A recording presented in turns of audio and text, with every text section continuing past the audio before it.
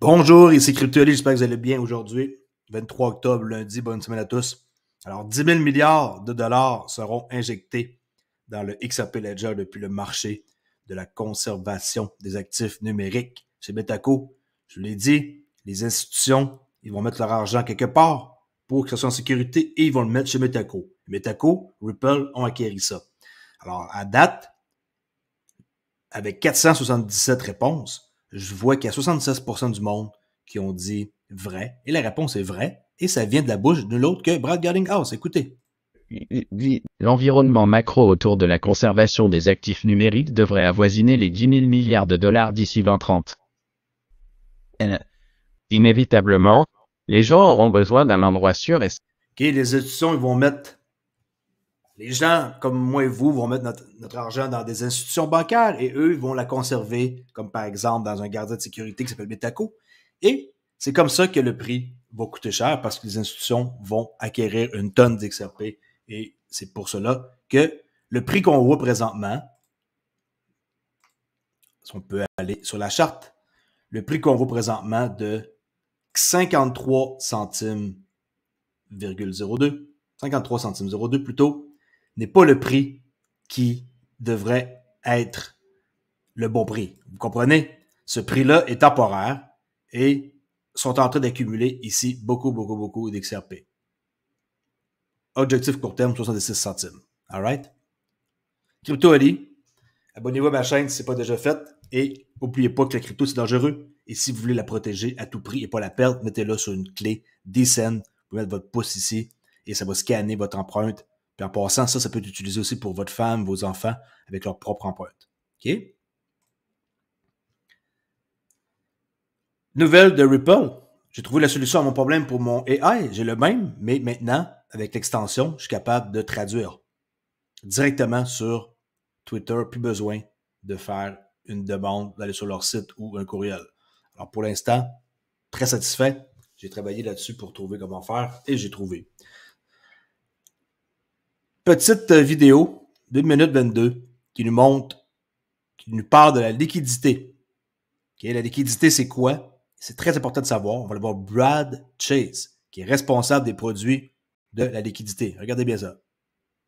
La seule autre chose que j'essaie de faire en une minute, c'est de demander à mon fils de se brosser les dents. Bonjour, je m'appelle Brad Chase et voici Crypto. Ça, en passant, c'est Crypto in 1 minute. Là. Ils font des épisodes comme ça pour éduquer le monde. Okay? Why is crypto liquidity important? La minute. Tout d'abord, qu'est-ce que la liquidité? La liquidité est la capacité d'acheter ou de vendre sans impact sur le prix. Donc, si vous y réfléchissez autrement, l'offre est suffisante pour répondre à la demande. Ainsi, quiconque crée une entreprise et essaie d'utiliser et d'exploiter la cryptographie rencontre une demande. Et si les liquidités ou l'offre sont insuffisantes, vous ne pouvez pas gérer votre entreprise ou répondre aux besoins que vous essayez de satisfaire. La liquidité cryptographique est donc essentielle et plus il y a de liquidité, plus les personnes qui tentent d'utiliser la technologie présentent de grands avantages. En général, il y a moins de volatilité parce qu'il y a plus d'acheteurs et de vendeurs sur le marché qui sont prêts à répondre aux fluctuations de... Vous avez compris que plus le marché est liquide, moins il y a de la volatilité. Okay? C'est pour ça que XRP va être extrêmement liquide, parce qu'il va être extrêmement utilisé. Alors, il va être très liquide et il n'y aura pas beaucoup de volatilité. Autrement dit, le prix ne peut pas sauter d'un extrême à l'autre parce qu'il n'y a pas d'offre ou de demande. Okay? de la demande. En général, les coûts de transaction sont meilleurs, car les acheteurs et les vendeurs Et les coûts de transaction sont meilleurs quand c'est liquide. sur le marché sont en réalité Avec les Automate Market Maker, le prix va être tout le temps le même. Il va être minuscule. en concurrence pour votre entreprise et tentent de la gagner, puis de le faire au meilleur coût pour vous. Il y a donc ce joli cercle vertueux qui se produit dans lequel plus de fournisseurs Il parle de la flywheel, qu'on a parlé depuis longtemps, là, depuis 3 ans, en quoi qu'un coup que c'est décollé, c'est une roue et c'est instoppable. de liquidités apparaissent, plus il y a d'adoption, plus il y a d'avantages pour les utilisateurs. L'adoption, n'ayez pas peur, ça va s'en venir. Okay? C'est déjà utilisé, mais c'est pas utilisé en masse. Attire plus de fournisseurs de liquidités, et ce cycle se développe. Les fournisseurs de liquidités en passant, vous et moi, on peut participer. Hein?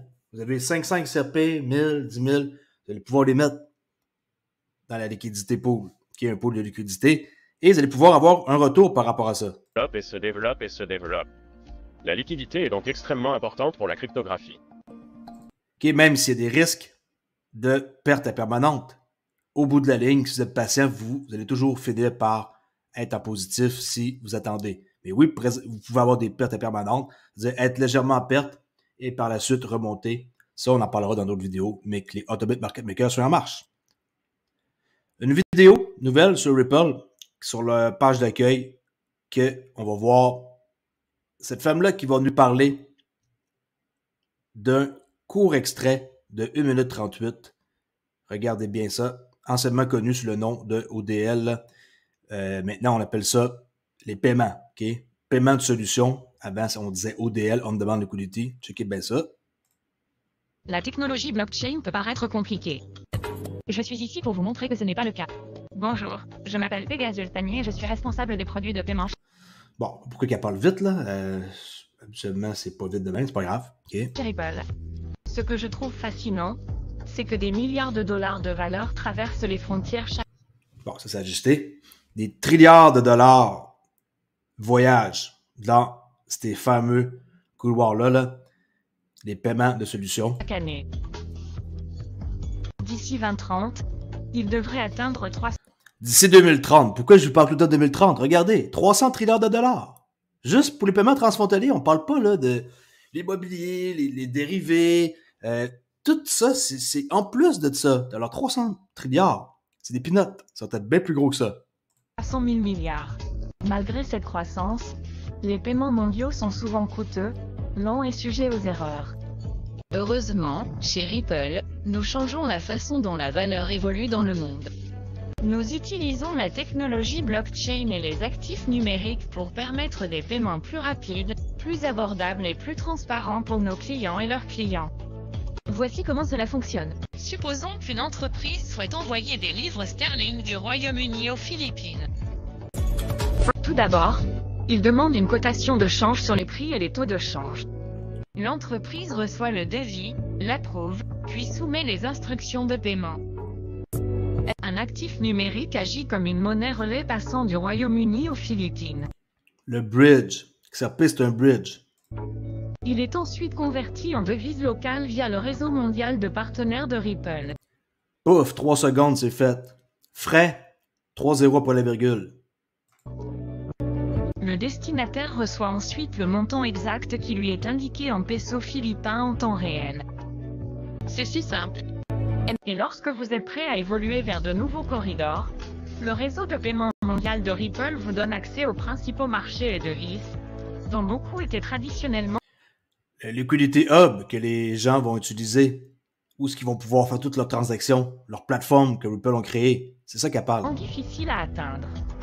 Vous pouvez commencer à effectuer des transactions en 3 semaines seulement. Et vos paiements seront réglés en quelques secondes, et non en quelques jours. Swift, quelques jours, là. Mais maintenant aussi, eux aussi, ils vont évoluer. En passant, là, ils vont pas rester dans leur ancienne technologie. Okay? C'est un concurrent. L'avenir de la finance est là. L'avenir de la finance est là. Clair, net et précis. Avant, ils appelaient ça X-Rapid. Okay? Après ça, ça l'a changé pour On Demand Liquidity. Maintenant, c'est Ripple Payment. On voit qu'ils ont évolué, là. X-Rapid, ça n'existe plus. ODL, c'est dead. Depuis un mois ou deux, là, ils ont changé pour Ripple Payment. C'est simple, là. Tout le monde comprend c'est quoi. C'est très clair. Il me semble que ça arrêtait ça depuis le début, mais que voulez-vous? Ça change. Et les compagnies, ils évoluent. Une autre vidéo qu'on peut voir, que ça dit au cours des 1 à 3 prochaines années, nous assisterons à un afflux massif de capitaux dans le domaine des actifs numériques et ces grands acteurs de marché savent que le génie est sorti de la bouteille.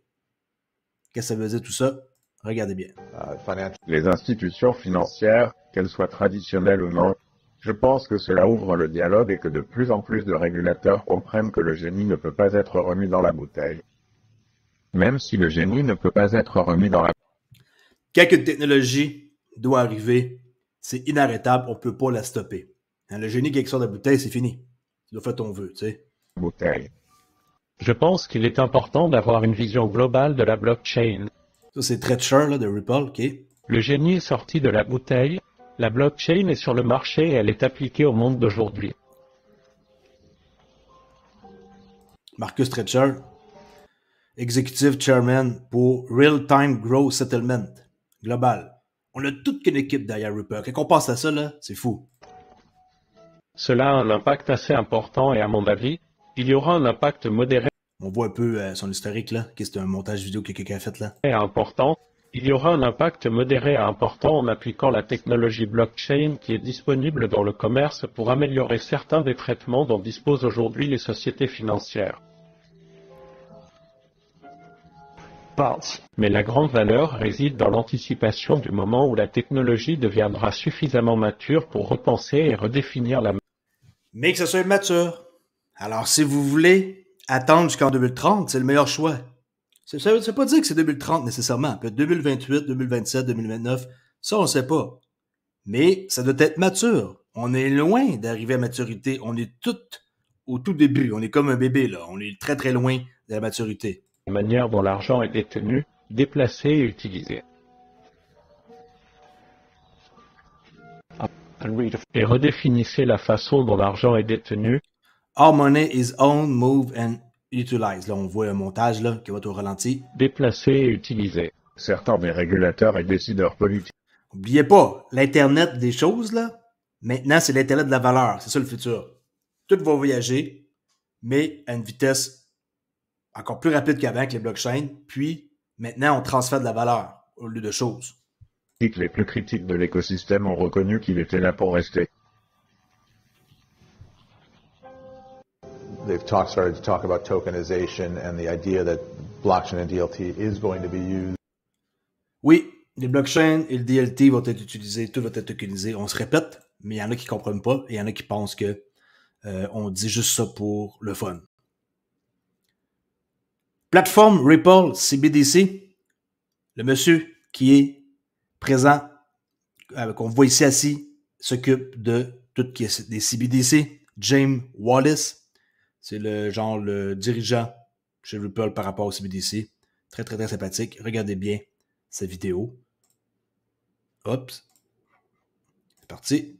Je pose la question, quelle est la chose la plus excitante à propos des CBDC Ceux qui n'aiment pas les CBDC, peut-être que ça va vous convaincre que c'est peut-être pas si pire que ça. Regardez bien. et des pièces stables?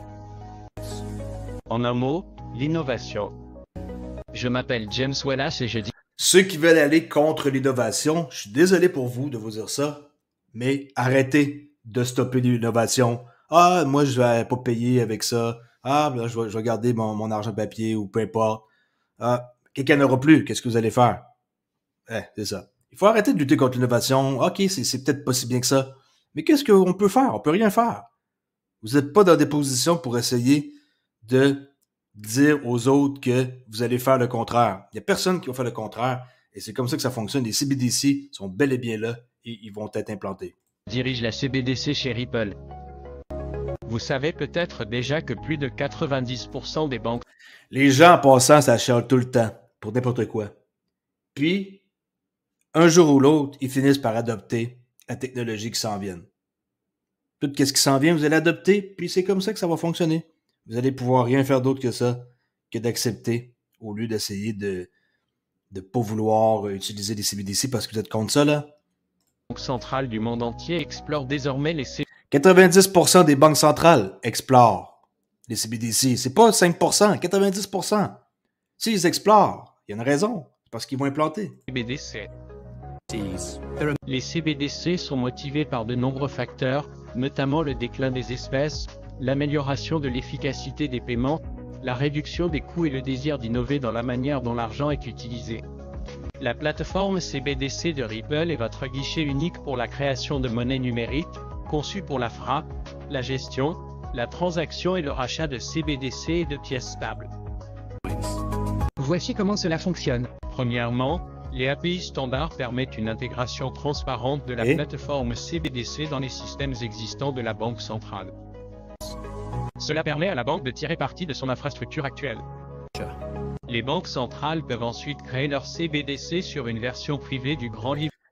Chaque banque centrale crée sa propre version là, des CBDC. C'est pas une pour tout le monde.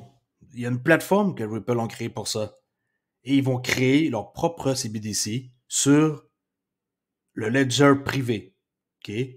C'est pas comme une CBDC et vous êtes obligé d'utiliser. Non, chacun a différentes façons de fonctionner. Et la Banque centrale du Canada va avoir sa propre CBDC. La Banque centrale européenne, partout, ça va être comme ça. Puis, ça va être sur le XRP Ledger privé. Livre XRP qu'elle contrôle. Les monnaies numériques peuvent ensuite être distribuées directement sur des OK, Banque centrale, puis ça, c'est des banques.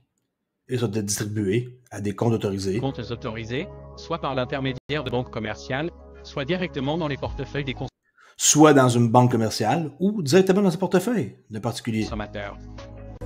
Les transactions s'exécutent sur un grand livre privé et sont réglées en quelques secondes.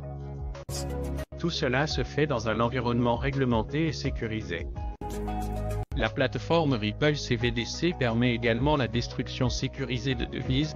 C'est les leaders dans le domaine. Ils sont les premiers à faire ça. C'est pas comme un autre qui fait ça et qu'il y a plein de personnes qui ont passé avant.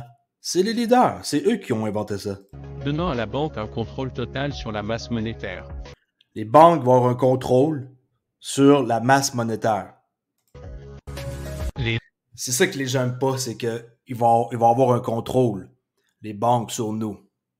Mais jusqu'à quel niveau et de quelle façon, on s'entend qu'on n'est pas en Chine, là, en Amérique, là, mais je sais pas, c'est ça qui est un peu inquiétant, ça c'est clair. Je vous en cache pas que moi aussi ça me dérange, mais on va voir. Les résultats, des coûts moindres, des transactions plus rapides, une plus grande inclusion financière pour tous, et tout cela avec une empreinte carbone minimale. Alors explorez cela avec nous aujourd'hui. Nous travaillerons ensemble pour créer un projet pilote personnalisé et pérenniser votre infrastructure financière. Ils vont personnaliser chaque client. Comme j'ai dit, chaque banque centrale a des besoins différents. OK? On achève ici Stuart Doherty, l'avocat en chef de chez Ripple, qui se prépare à MiCA, qui est Market in Crypto Asset Regulatory.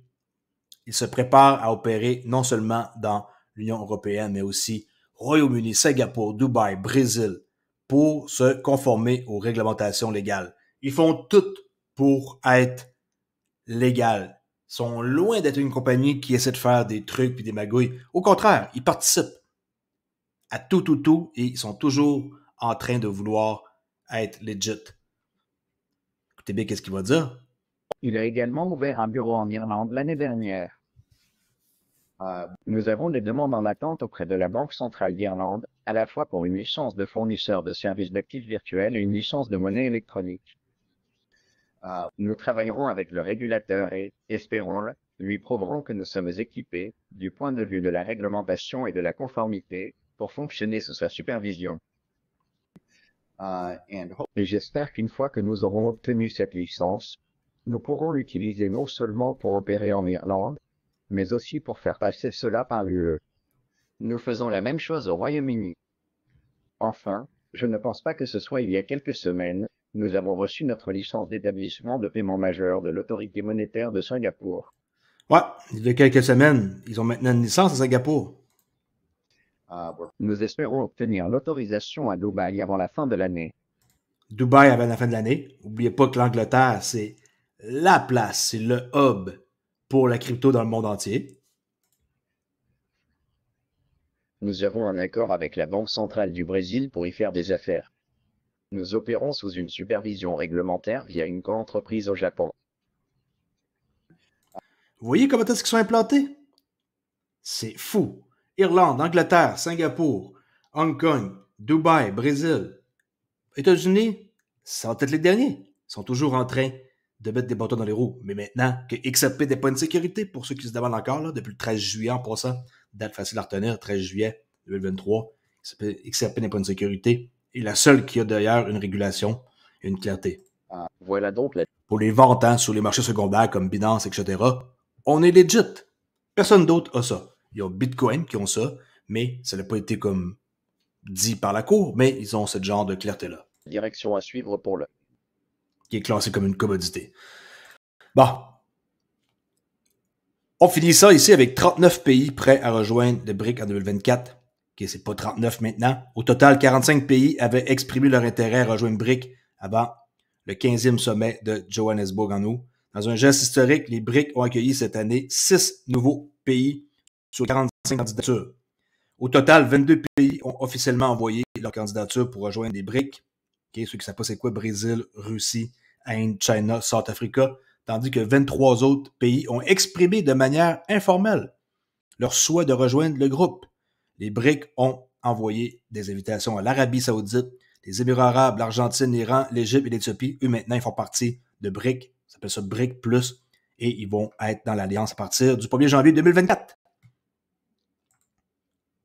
That's it, that's out. Aujourd'hui, pour cette nouvelle, cette vidéo, je vous dis à la prochaine, qui va être peut-être demain matin, ça va dépendre. J'ai d'autres choses aujourd'hui à faire, comme mes activités principales qui sont le trading. N'oubliez pas de vous abonner si ce n'est pas déjà fait. Crypto Ali, qui vous dit à très bientôt. Ciao!